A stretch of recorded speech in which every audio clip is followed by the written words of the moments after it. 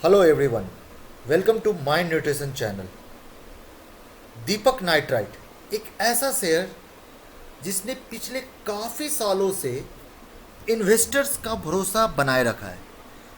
उस शेयर्स के रिटर्न को देख के काफ़ी लो नए इन्वेस्टर्स मार्केट में कस्में खा रहे थे कि इन से शेयर को मैं अगले 5 साल या 10 साल तक होल्ड करने वाला हूँ, क्योंकि उनको लगता था ये शेयर्स काफ़ी अच्छा रिटर्न देगा। लेकिन मार्केट में आज इस शेयर्स में हंगामा हुआ है। तो यहाँ पे क्वेश्चन उठ रहा है कि इस शेयर को बाई करे, होल्ड करे या सेल करे।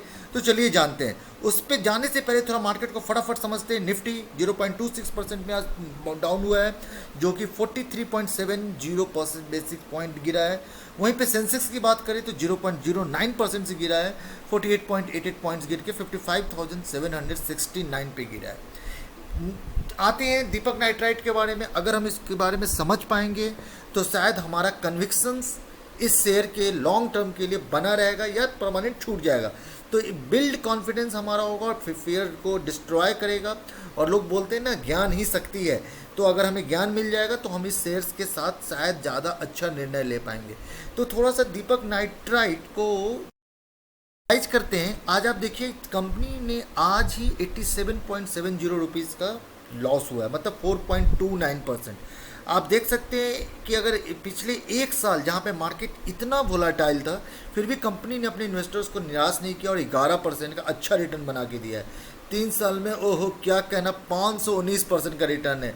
जबकि 5 साल में तो उन्होंने धमाका किया है। वो कहते हैं ना, हर बॉल पे छक्का मारना। 1292% का रिटर्न अपने शेयर होल्डर्स को बना के दिया है। जिसने 5 साल तक कंपनी का शेयर्स रखा उसको काफ़ी फ़ायदा हुआ है। इसी को देख के बहुत सारे नए इन्वेस्टर्स ने भी कस्में खा रहे थे कि उसके शेयर्स को नहीं छोड़ना है। लेकिन पता नहीं आज ऑल ऑफ ए सडन क्या हुआ। थोड़ा सा कंपनी की फिनेंशियल्स को देखते हैं, क्या फिनेंशियल्स में कुछ बड़ा प्रॉब्लम है। तो आप देखिए, रेवेन्यू का ईयर बेसिस पे 2018 से 2022 में ज़बरदस्त ग्रोथ है। ऑलमोस्ट 1600 से 6802 करोड़ तक का रेवेन्यू ग्रोथ है। जबकि प्रॉफिट में तो और कमाल हुआ है। 2018 में जहाँ पे प्रॉफिट सिर्फ और सिर्फ 79.02 करोड़ था, वो बढ़ के 1067 करोड़ हो गया है। तो फिर क्या कारण हुआ है कि इन्वेस्टर्स जो कस्में खा रहे थे वो उस कंपनी को छोड़ते जा रहे हैं और आज उन्होंने इतना बड़ा डाउनफॉल दिखाया है। तो इस चीज़ को समझने के लिए थोड़ा सा हम आज की न्यूज़ पे चलते हैं। तो थोड़ा सा इसको आप देखिए, यहाँ पे ये हेडलाइन जो जो आपको क्लियर करेगा कि आखिर हुआ क्या। Deepak nitrite assessing the impact of fire incident at Vadodara plant. तो ये न्यूज़ है बिजनेस स्टैंडर्ड का। ये इंडिया के हर लीडिंग न्यूज़पेपर चैनल में आया है। न्यूज़पेपर में भी आया है, न्यूज़ चैनल में भी आया है। तो लोगों ने सुना है कि वहाँ पे एक फायर हुआ है, आग लगा है, ब्लास्ट हुआ है उसके कारण। और जिसके कारण शायद ये हुआ है। ये कंपनी बेसिकली गुजरात बड़ोदरा में है और कंपनी अभी भी एसेस कर रही है कि what was the impact of the fire, मतलब प्लांट में कितना असर पड़ा है इस आग का। आप देख सकते हैं इस इमेज में काफ़ी धुआं निकला है। मतलब यहाँ पे फायर के बाद जो ब्लास्ट हुआ था उसका इमेज इन लोगों ने लगाया है। इसके बाद यहाँ पे एक इम्पॉर्टेंट चीज़ है, ब्लास्ट में यहाँ पे कंपनी क्लेम कर रही है कि 7 वर्कर्स वेर हॉस्पिटलाइज। मतलब जिन ब्लास्ट का जो धुआं निकला है उसको स्मोक्स उनके अंदर चले गए हैं इनहेलिंग, तो उसके कारण 7 लोग को हॉस्पिटलाइज किया गया। और 700 लोग जो उस एरिया में रहते थे, मतलब इन द विसिनिटी, मतलब उस एरिया के आसपास जो रहते थे, जो कंपनी के एम्प्लॉयज़ थे या कुछ और भी थे, उनको सेफर प्लेस पे कंपनी ने ट्रांसफ़र कर दिया। तो इससे क्या प्रॉब्लम हुआ है, तो कंपनी तो क्लियर कहा है कि दे आर स्टिल एनालाइजिंग कि उनको क्या क्या प्रॉब्लम है। लेकिन यहाँ पे कुछ इंपॉर्टेंट बात है जो एज इन्वेस्टर्स हमारे आपके नज़र में होना चाहिए। तो हम लोग थोड़ा सा उस पर गौर कर लेते हैं और उसके बाद हम लोग भी डिसीजन ले पाएंगे कि अपने को क्या करना चाहिए आगे।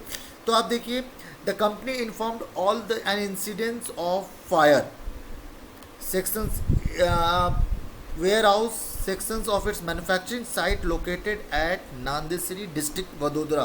तो ये गुजरात में वडोदरा में था। तो कंपनी ने इन्फॉर्म कर दिया, जो भी रेगुलेटरी ऑफिस थी वहाँ पे उन्होंने इन्फॉर्म किया है। The company has kept all concern authorities informed and the plant operations are expected to resume in day और 2। मतलब कि प्लांट ऑपरेशन रुकने वाला भी नहीं है। मैक्सिमम 1 से 2 दिन के अंदर में जैसे ही उन्हें क्लियरेंस मिलेगा रेगुलेटरी अथॉरिटीज़ का, so they are going to start the operation, क्योंकि उनको कोई ज़्यादा इसमें प्रॉब्लम नहीं दिख रहा है। और they are saying that they are going to investigate and support. Just read this line कि the cause of the fire is being investigated and company is committed to extend all assistance to the relevant authority investing this matter. तो उसमें उनको पूरा support दिया जाएगा, company कहीं कुछ छुपाने की कोशिश नहीं कर रही है, ऐसा पेपर में क्लियरली आ गया है. उसके बाद एक इम्पॉर्टेंट और लाइन है कि आप यहाँ पे देख सकते हैं, so the on the expected loss damage the company said the impact of incidence is being at to major. But ये एक बहुत ही इंपॉर्टेंट लाइन हो रहा है, ये आप थोड़ा देखिए. Loss of assets as well as loss of business are covered under insurance. मतलब क्या यहाँ पे है कि कंपनी को फिनेंशियली मतलब पैसा से कुछ ज़्यादा लॉस नहीं हो रहा है, क्योंकि वहाँ पे वो सब चीज़ उन्होंने कवर करके रखा है इंश्योरेंस में.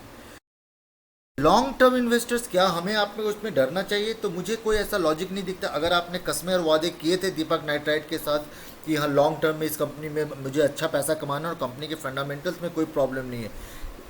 मैं कोई सेवी रजिस्टर्ड इन्वेस्टर्स नहीं हूँ, लेकिन मैं आपको सिर्फ कंपनी के रियल न्यूज़ के बारे में शेयर कर रहा हूँ. मैं चाहता हूँ कि इसको थोड़ा सा आप और रिसर्च करें, और अगर कोई फंडामेंटल प्रॉब्लम नहीं दिख रहा हो कंपनी में तो शायद इस पर आप बने रह सकते हैं. हमारे ऐसी इंटरेस्टिंग इन्फॉर्मेशन हमारे चैनल को like and share and subscribe करें. तब तक के लिए bye bye, happy learning, thank you.